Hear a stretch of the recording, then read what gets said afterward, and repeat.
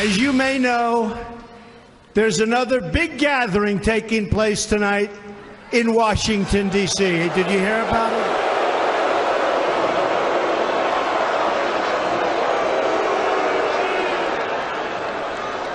it? A large group of Hollywood actors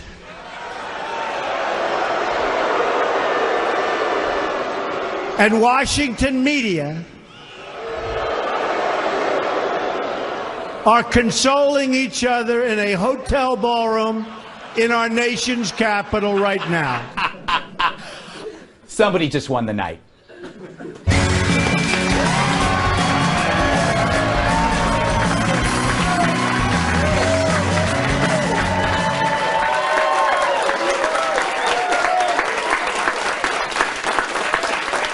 It was the beatdown in Nerd Town. The White House Correspondents' Dinner proceeds without our president, Donald Trump, who wisely skipped that orgy of preening self-importance to hold his own event, an estate that helped him win. But first, he had to find Mike Kelly. Where's Mike Kelly? Where is Mike Kelly? He's here someplace. Where is he? Boy, were you great on television this morning. Come on, Mike Kelly, get it together, will you? Then he reminded the crowd what he gave up to be with them. A large group of Hollywood actors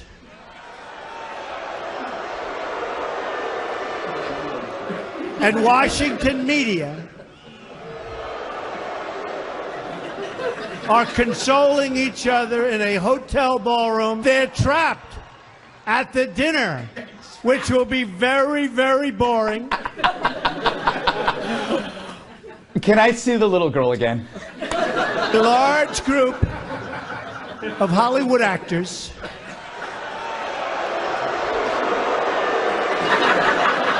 and Washington media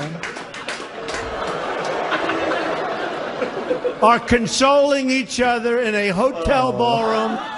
I don't know why I love it. And there's so much more. Let's rate the media's 100 days. Should we do that? Should we do it?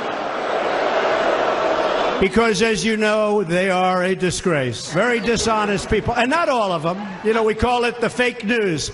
Not all of them. Do you notice now everybody's using the word fake news? Where did you hear it first, folks? It's amazing. So this was a stroke of brilliance. He's like the cool outcast at school who tells the snotty rich kids, I don't want to go to your stupid party. I'll throw my own. Thank you very much. And I'm going to invite all my friends. I'm going to invite all my friends, and we're going to have ponies, free ice cream, face painting, a guy who juggles stuff, and it's going to be bigger, and it's going to be better than your stupid party with your stupid people in your stupid tuxes, eating stupid pasta, drinking stupid wine while taking stupid pictures of stupid people. And that's exactly what the president did. He did it in Pennsylvania. Harrisburg, named for Neil Patrick Harrisburg. The Keystone State, the Coal State, the Oil State, the Quaker State, the State of Independence, the home of the Liberty Bell, and Bob Saget. Both are cracked, and from the looks of things, going nowhere. So President Trump kicked the media's rump. He threw a party and thousands showed up. So while you've got a friend in Pennsylvania, Trump showed you that he has a ton. It's how he does it. And no one else would ever think of doing this. Whether you like him or not, he's one of a kind, and he's ours. I wouldn't have it any other way. Period.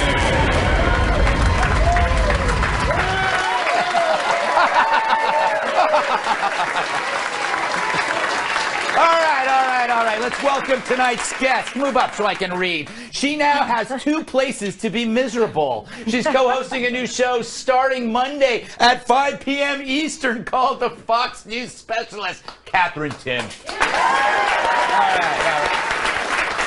He picks his teeth with a redwood. Actor, former bodyguard, and my massive sidekick, Tyrus.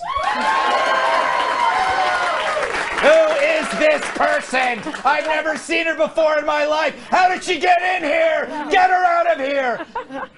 She's so bright, aliens can see her from space. One of my co-hosts on The Five, Kimberly Guilfoyle. And he puts more people in stitches than a grade school bully. He's the author of the forthcoming book, Mean Dads for a Better America. Comedian Tom Shalhoub. All right. That's awesome. That's a great idea. Kimberly, because you ran over here from another show, I'm going to go to you first. What did you make of the rally? You know, I thought it was brilliant that he did this because, you know, he said that he was for the working men and women of America. That was the movement that put him into the Oval Office. So that's what he did. The prom king, dirted the prom, and had his own party, like you said. Yeah. And I think it really worked well for him. He gets invigorated. He becomes like the Energizer POTUS, like the Energizer Bunny, when he's with all of his people and they're chanting. And you've got little girls doing the thumbs down. You know, so they play along. He has a lot of fun, and it makes him feel good about himself. So I think, yeah, he looked like he had a fantastic time. You know, Kat, you know, he treats the presidency like a comedian on tour. He does. Right? Yeah, he absolutely does. But he's having a great time. He could go to that party where everyone would be making fun of him, or Yep. he could throw his own party where everyone loves. That's why I'm here instead of the dinner. Yes. Look, everybody cheer for me. Cheer for me. That's great. That's great stuff. See, I wouldn't be able to get that over there. Everyone would be like, who are you? But these people know. Yeah, they know This who you is are. my Harrisburg, Pennsylvania. I totally get it. It's really true. That's true. You know, Tyrus, you know what this is? It's like, you know when you're not getting love at home? Actually, I know that quite well, actually. You Yes, seek- yes, I do. You seek the other woman or man in kind of an interesting way. Trump looks at the media and he goes, you know what? I'm not getting any love from them. Let's go to Pennsylvania. He's going to get in trouble for that, you saying that suggestion. First of all, I'm sorry, guys, but damn, man, eventually you're going to have to deal with the other half of the country. Everyone's making this like it's a cool thing. This is like, I had a little brother, and when he acted like a brat, we wouldn't play with him. So he'd go in his room with his toys, and I played by myself. Eventually, he's going to have to come out and deal with everybody else. Does he? He's not. Yeah. I don't think so. You know, Okay. President Obama didn't go on Fox News like for forever, But right? he did, and let's Once, keep I it think. real. It wasn't real nice to him either, was it? I mean, it took forever for someone to actually say Mr. President. For a while, it was like, yo, Barack. So, That's but not at least true. he showed up. At least he showed. Oh, come, keep it real. Let's keep it real. Let's eventually, like, going to your base is great. I Yeah. can go to my best friends and they'll tell me I'm brilliant, I'm right, I'm smart, I win all my arguments. Yeah. Eventually, I'm going to have to go home and deal with the other side. Yeah. At some point, he's got to start bringing this country together. He has to. He's a president. I think he is bringing everybody together. Everybody I Yeah. like, Tom. No, I'm kidding. Anyway, I think Tyrus has a point that this is an easy thing to do, but I think it was also the right thing to do because why go to a place where people are going to ridicule you? Go and show why you won. Go to the place where you won. The resistance should love these rallies. They annoy the resistance because they see all the people who love Trump and it goes against their worldview. But they should encourage this because he's so happy. Trump is so happy. He's not going to start any wars after one of these rallies. That's true. He's in a good mood, yeah. And Feel every once in a good. while, I love every 20 minutes, he steps out of himself like his own guardian angel and he turns and he says, what's better than a Trump rally? He's his own audience. It's fantastic. Isn't it great? I like when he does that. Kimberly, Yes. He won this night, I think. For sure. That's what everybody's talking about. It's as if, I mean, you know, the White House press correspondence dinner, who cares? It doesn't exist. I mean, I gave up my ticket. Yeah. I'm here instead, right? So it makes a lot of sense. He really seemed to kind of be in his lane and in his zone, feeling very good about his accomplishments. I particularly loved the poetry that he read, Right. the song The Snake. Yeah. He whipped that out and started reading about it and talking about the old lady pulling the snake to her bosom. It was charming. Yes, yes, and we'll stop As it right. always is, yeah. Yes, I want to. A lot of people don't really know what the White House Correspondents' Dinner is, but it's happening in Washington right now. And for anyone who isn't sure about what the event is, here is our latest installment of News for Kids.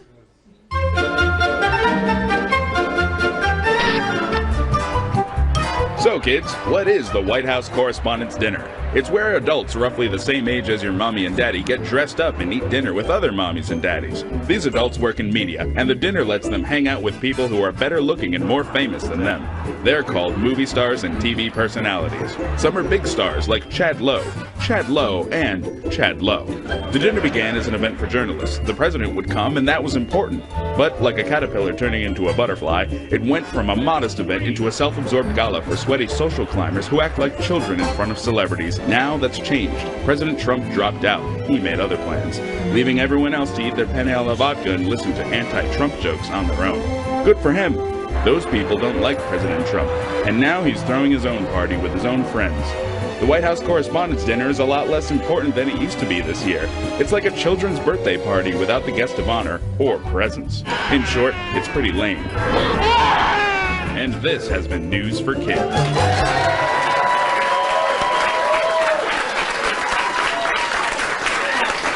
Best part, Kat, about the Correspondents' Dinner is when you go on Twitter and you see a picture of a political reporter with his arm around a really awkward actor who doesn't know who the political reporter is, and they're like this, pretending like they know each other, and it just seems kind of sad. It does seem really, really sad, especially when you think about how excited that they got for all of those things. And Trump, I mean, how much time do you think he spends getting ready for those rallies? I think that's just the way that his mind works. Right. He approaches life as if it's a rally for himself. Yes. Which I think would be a great way to live. You know, sometimes I get sad. If I could change my thought process a little bit and talk to myself the way Trump talks to himself, I'm sure that everything would be great. Yes, I don't count on it.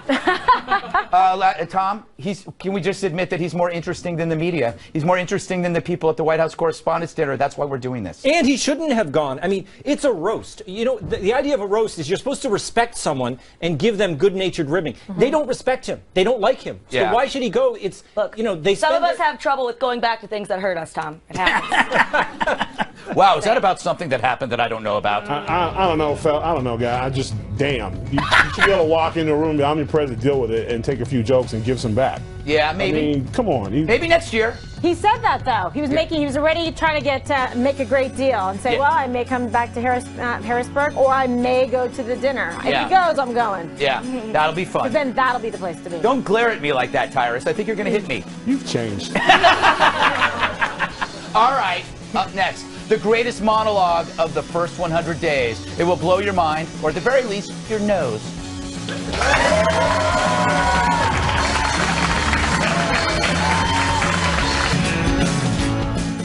So while everyone talks about Trump's first 100 days, I'm thinking of the next 100 days, or as I like to call it, the second 100 days. The first 100 days, part 2, the second 100 days. Yes, I've copyrighted it, so you better not steal it. Speaking of steel, did you know that steel comes from iron? Iron comes from iron ore, and iron ore you dig out of the ground. Steel comes from iron. Iron comes from iron ore. And iron ore, you dig out of the ground. Iron ore deposit, iron ore. Iron ore deposit. Gigantic deposit of iron ore. Iron ore, big iron ore deposit. I learned so much from her. Like the names of cool Russian cities. Yekaterinburg, which is now the 4th largest city in Russia. Yekaterinburg. Closing in on Yekaterinburg. Put them all in the basement of the house where they had been holding them in Yekaterinburg. Yekaterinburg. In Yekaterinburg.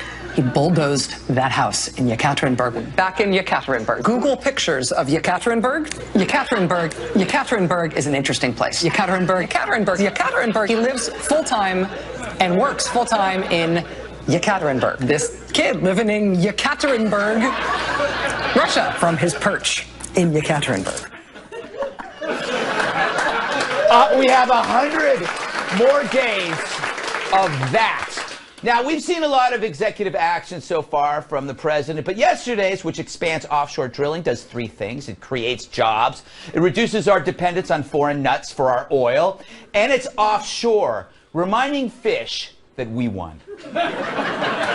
In your face, fish. But some promises haven't been met. Perhaps it's not that easy. Well, I loved my previous life. I had so many things going. I actually This is more work than in my previous life. I thought it would be easier. Now, the media thinks that this is some terrible admission, but is it really? To me, it's transparency, what they've been whining for, and what average politicians never ever give you. He basically said what we would say. I thought it would be easier. Say that every time I use the bathroom. I'm getting old. Sorry, Kimberly. But we get it. We know how Trump campaigned. He was the 8th grader running for class president who promised no more homework and free dress Fridays. No one really thinks it's possible, but we liked hearing it. And we figure he'll figure the rest out later.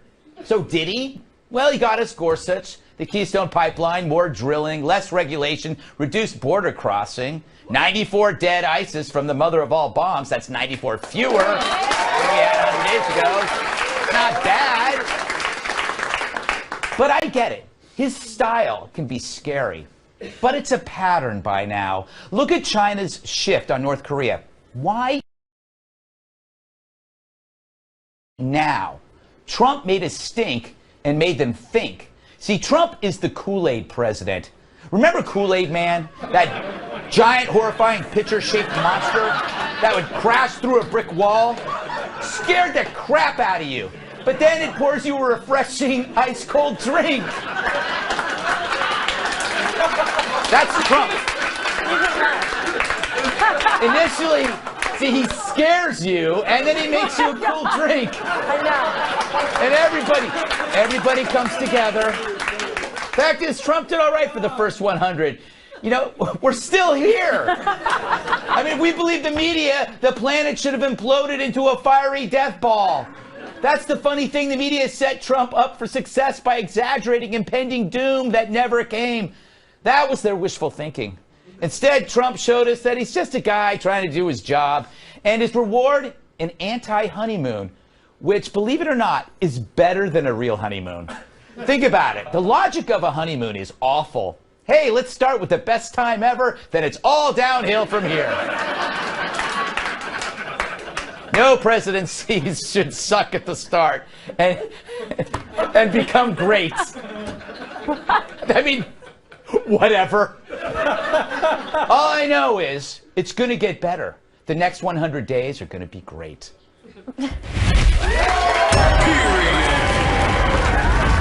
Kimberly, my reverse honeymoon theory is genius. Imagine if your marriage starts out terrible and then the last 2 weeks of your life are awesome. Well, there you go. But see, I approach it a different way. Yes, if you divorce quickly enough after the honeymoon, you just focus on the good part, right? And you enjoy the trip. You will eat the frosting on the cake. That's what you do. You take part of the honeymoon and then you get out. Do you have any executive? Yeah. Do you have any executive orders you'd like to see? Immediately. Okay. Executive order: remove Pelosi from office. But she should retire. We're trying to help. We're trying to help. Okay, because something's not quite right there. She can bring Schumer. Right, with her. And also, I would like to see him remove 2 Supreme Court justices so we can get 2 more picks. I don't think those kind of executive orders, when they involve the word remove, it sounds a bit scary to me. I should have called them a removal order. Yes, I don't know if that's possible. But it's exciting. Yeah, Kat, do you have any executive orders? Well, I'm a libertarian, so I'm not a big fan of, overuse of executive power. We want to keep it all. We want to keep it all constitutional, but if I were president, I would probably have a couple that I would need. Like if you don't text me back, might be like a mandatory minimum situation. That's just so I can focus on my job and be for the good of the country. When somebody doesn't ghosting. When somebody doesn't text you back, you can't do anything, right? Yeah, you can't do anything. Yeah, you can't work. You just sit there. You can't work. So, I think it's fair. All right. Tyrus, I'm sure you have. Yeah, just hold on. First of all, you brought the Kool-Aid Man back? Yes! Yeah. He's the reason why I don't wear red sweaters. After that, I'd like to change my executive order. I'd like to ask for justifiable ass kickings and get a tax write-off for him. You unbelievable Kool-Aid Man. He's drinking the Kool-Aid now, right? It's actually bad for your heart. Greg is. And when I was growing up, Kool-Aid you ate with a fork. It was so quick. So, I love There was no Kool-Aid. sugar. I just No, remember it's going so like this with sugar. Is that enough? Kool-Aid I was think great. so. Yeah, I you think made so. it wrong. You could make it as sweet as you want, just like Country Time lemonade, Tom. And, Oh, yeah. and Tang. And Tang. Oh my God, delicious. Tom, I'm sure you have some interesting executive orders. Keep Why them don't clean. we start by repealing all of President Obama's executive orders?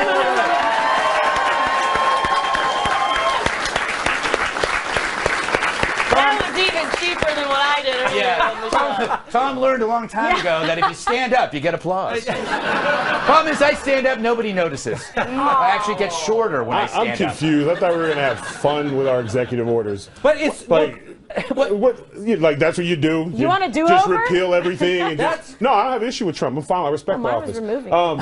But I was gonna have fun with executive orders. You know, like I was like the Kardashians were gonna have to like. Before they were allowed back on TV, they had to go to Korea and give Kim Jong-un a Pepsi. Like, just on the way they're back. No, you know, make it a Diet Pepsi. And they'd be like, no, you need the Diet Pepsi. And if they get through that, then they're allowed back on TV. Oh my goodness. You know, like safe Well, that is spaces how to was, solve if everything. you go to a safe space, they tie you to a rocket, send you to Afghanistan for the weekend, so you have something to really be upset about. That's We're going good. to have fun with executive orders, not... You know, I have one executive. It's for Law and Order. Yeah. But the TV show, Law and Order SVU.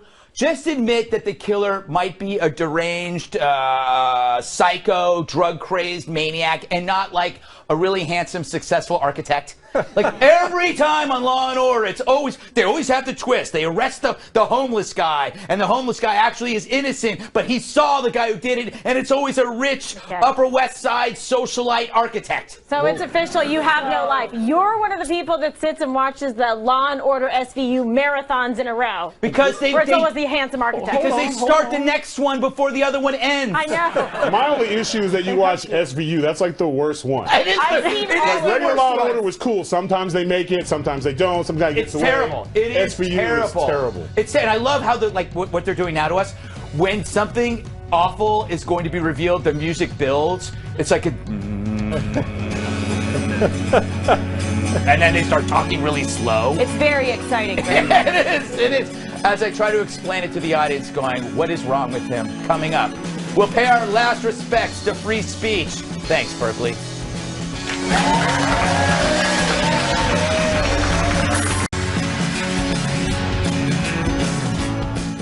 So, here's the week in a nutshell. Berkeley, Ann Coulter was coming. Opponents threatened action. Berkeley canceled. Ann Coulter was coming anyway. Organizers couldn't guarantee her safety. Ann Coulter cancels. Leftists win. Freedom squelched. Portland. Rose Parade scheduled. Some Republicans wanted a march. Opponents threatened action. Organizers couldn't guarantee their safety. Rose Parade canceled. Leftists win. Freedom squelched. Now, I'm no dressmaker, but I see a pattern here. Oh, that was good. Thank you very much. Yes. Up all night thinking of that one, huh? Wow. Whoa. Yeah, all right, then I'm not going to you first. Tom, Oh, I'm sad. isn't now this kind of a cop-out where they say we can't protect you rather than saying we're trying to suppress your speech? In a way, they're suppressing your speech by saying we won't protect you. I mean, they're the ones. They're like violence. They're causing violence. It's like you're the violent one. Right.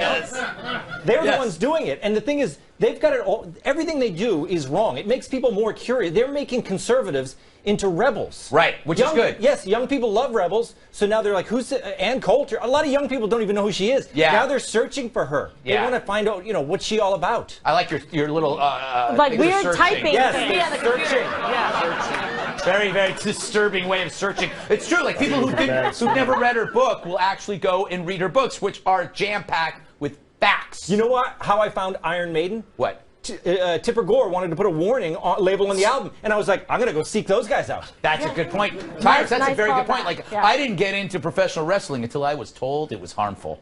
You know what, Greg? I'm getting real tired of you, Greg. You keep this up, I'm going to make my own show with just me and a bunch of big guys, and we'll just talk because it's my little safe place. You can't have it both. You can't have it both ways. Yeah. So just have Ann go to is there a conservative college somewhere that she go speak? I mean, this is the divided country that we're in right now. Where if someone we can't provide your safety, Ann should have called me. Somehow we'll go. Yeah, you're a You know what bad I'm saying? Like, you should have went. Yeah, I actually spoke at Berkeley a few years ago, but nobody cared. Yeah, and it used to be if I didn't like what you said, I didn't go. Yeah. You know, like, oh, hey, Greg speaking. I don't hear that. So I didn't go. I found something else to do on Saturday night. But now because there's a reaction for making threats, you know, go and then form. I mean, she got the money. Yeah. Put a wall of people in front of there. I mean, it's just, at some point, the division in this country, either we're just going to be separate, keep it separate. If you go to a leftist school, then leftist stuff. I think having blue and red schools is a great idea. You might as well at this point. Because then you know, Kat. You know, it's like if I ever have kids, I will go no, I want to look. I want to see which schools they can go to. But then again, they'll rebel against the school they go to. They absolutely will. Well, the thing is Ann Coulter kind of wins this, right? Yeah. The conservative group is the people that invited her to campus, but the people who are protesting are the ones that are really keeping her employed. Right. Because you can't claim to be a symbol of standing up against people trying to stop free speech if people are letting you be free to speak. So this backs up all of her, everything she's saying. So she looks like a hero, and then they fancy themselves heroes because they didn't show up. So the one thing too, Kimberly, is that this isn't an aberration. We saw this after Trump won. There were people in the media that were saying violence is no different than activism. Like, you should go out and hit the streets. And also during those law enforcement eruptions when they were looting, people were saying, well, this is a form of protest. So this isn't anything new. People are conflating violence with activism. Well, and they shouldn't, because that's breaking the law. I mean, they're not allowed to assault other people and destroy, property. People's businesses end up getting looted.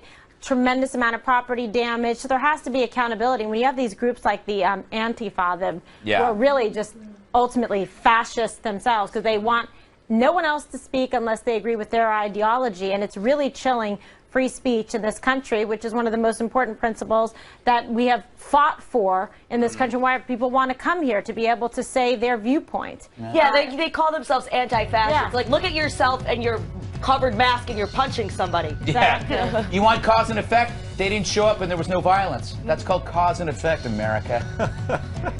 I'm going to keep staring at you until it's really uncomfortable. By the way, Antifa should stand for Anti-First Amendment. Get it? I'm going to pretend that I came up with that, even though I saw it on Twitter. Because that's what people on TV do. They pretend they came up with it, but they saw it on Twitter. Some guy in Oklahoma did it, and I stole it. Up next, President Trump talks to the NRA, and Venezuela hangs by a thread under socialist rule, probably because it doesn't have an NRA. He's the one who won't take away your gun. On Friday, President Trump spoke to the National Rifle Association, where he delivered this applause line.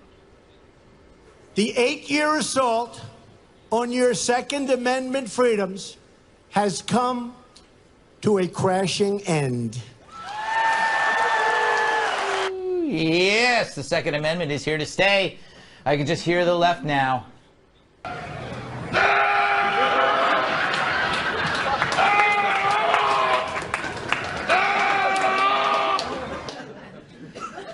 Just hold your phone this way. So, to those who think the Trump presidency is the end of civilization, I say to you, Venezuela. Yes, Venezuela, whose socialist policies have led to a currency collapse, bread lines, and a toilet paper shortage. I know. But Greg, what does that have to do with the Second Amendment? I'm glad you asked. Venezuela's situation validates the right to own guns. In 2012, Venezuela banned private gun ownership. And this week, as opposition to the government grows, Venezuelan President Maduro announced that he will be giving away guns to 400,000 civilian loyalists. This is crazy. So the next time someone tells you the country's going to hell because Trump's in office, remind them of Venezuela. Remind them of the rights we have, including our Second Amendment. And you know who agrees with me? One of the smartest minds in America. When you look at Venezuela, you understand why we are so lucky that we have the Second Amendment, because guns preserve our freedom and liberty from tyranny. I'd like to say I repurpose information quite well. Tom, I knew I had heard that somewhere, Greg. It Right? was you. I was like, Exactly. someone smart said this. I believe it's so important that I have to repeat myself. Mailing it in. No, it's not mailing. You just Reminds me talked of a in good fourth idea, person. mailing it in. Hey, Tom, why is the media ignoring Venezuela? Like we keep hearing about America as a dystopia. We have shows on what's the new show, The Handmaid's Tale? They're comparing it to America. It's a dystopian universe. No, Venezuela is real life dystopia going on right now. Because they're the real jingoists, Greg. They're only focused on America. They only see America's problems because they're the ones looking in. They have this kind of bizarre. It's like anti-nationalism. They can't think beyond our own borders because they're critical people, but they don't want to see the sadness in the rest of the world because things here are actually quite good. They are. I mean, by comparison, Kimberly, Yes. Venezuela can't afford toilet paper. Toilet paper. Which is weird because socialism is pure crap. Right. Oh, yeah. I love it. I love when you go to me with the bathroom jokes. They tell me to stop with the toilet humor, but right, it's inside me. Because you have a potty mouth. Okay, so they don't have toilet paper, beer, rights. Yeah. Wait, what? No beer? Yeah. Oh my God! Oh man! That's how you get people's attention in America. But they got a They're ton of like, wait a Kool-Aid, though, right? second. They got the Kool-Aid. Kool-Aid, exactly. no sugar, A no little sugar. bit. But That's the left thing is, I've been following Venezuela for a while. It is seriously sad. So they're murdering people on Yeah, the streets, yeah. people shooting people for $5. It's very sad. I mean, the people are really suffering there. It's not covered a lot. You won't see it anywhere covered in the mainstream media. But yet, you see people here, if they only knew about it and equipped themselves with the facts to see the juxtaposition of what government is like there in Venezuela versus what we have, they'd be a little bit more appreciative and reasonable. It drives me nuts, Kat. I know that President Trump isn't your favorite president. But the way people talk about him here while this is going on is, it seems to me like we're in bizarro world. Yeah, I completely agree. If you look at Venezuela, that's why I hate to see people who are, gun advocates who argue, well, I need it for hunting. What about hunting? And how many animals do you know? That's not what it's about. It's about the culture thing. It was supposed to be so we, could have a militia it's the government trying to take our rights. You say, look at Venezuela. That's why we need to do this. That's why I wish I would hear more of that instead of just, don't take away my hunting. That's not really the issue. Yeah.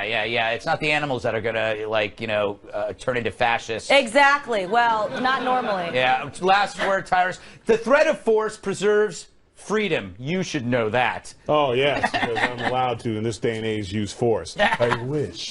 But no. Could you please Just stop please. doing that? Donald Trump, executive order, please. No, You kind of carry yourself as a threat of force. well, I have a wish attitude. I wish you would. That's kind of my deal. Leave me alone. I have headphones on for a reason. It's a warning, not my music.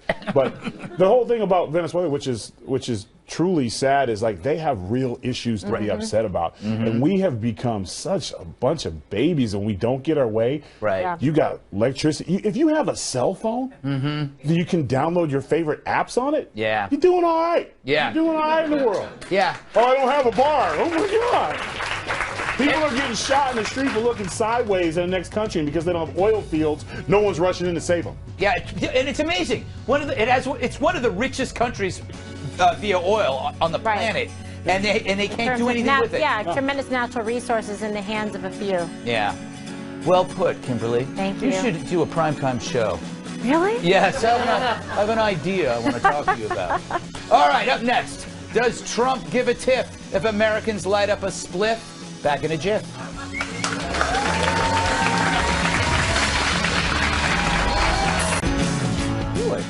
As our country goes to pot, does Trump think, why not? Colorado governor and difficult Wheel of Fortune puzzle, John Hickenlooper, met with Attorney General Jeff Sessions this week over the state's legal marijuana policy and thinks the Justice Department may leave Colorado's cannabis industry alone. He is anti-drugs in all forms, and he's not going to in any way encourage anyone to start a marijuana business, to think that's a great idea to do or even safe to do so. That being said, he didn't give me any reason to think that he is going to come down and suddenly try and put everyone out of business. Interesting. Hickenlooper went on to say it sounded like the Justice Department had its hands full with other priorities. We now get reaction from Colorado's pro-pot community.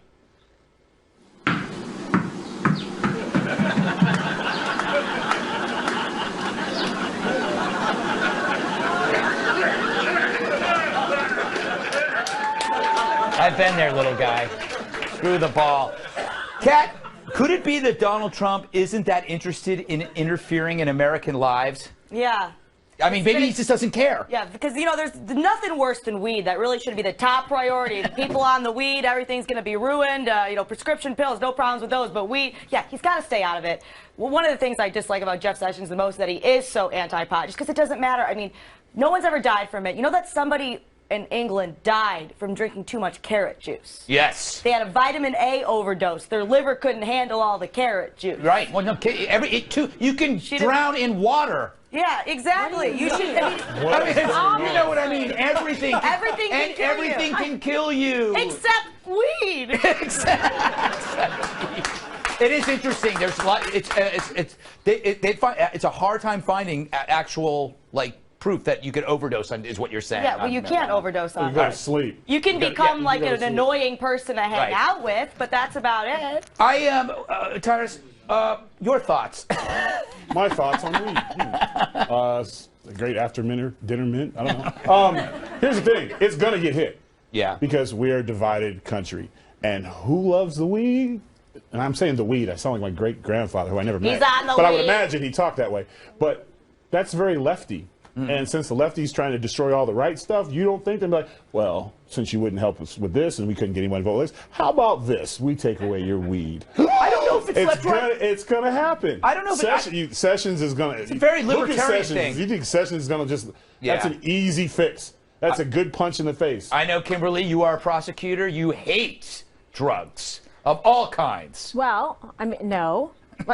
Oh, wait, you love some drugs, no, Kimberly? Which drugs ones? that help people manage chronic illnesses. That's very good, yes. Right? Drugs that help fight cancer. Right. So, yes, I enjoy and applaud science and research and innovation, but I don't support. I mean, look, you're going to do what you're going to do, but just saying, I've never smoked any weed, done any drugs, and, I mean, it speaks for itself. So you remember? I rest my case. Do you remember when we were growing up, it was like, this is your brain on drugs. The new commercial is, this is Kimberly Guilfoyle.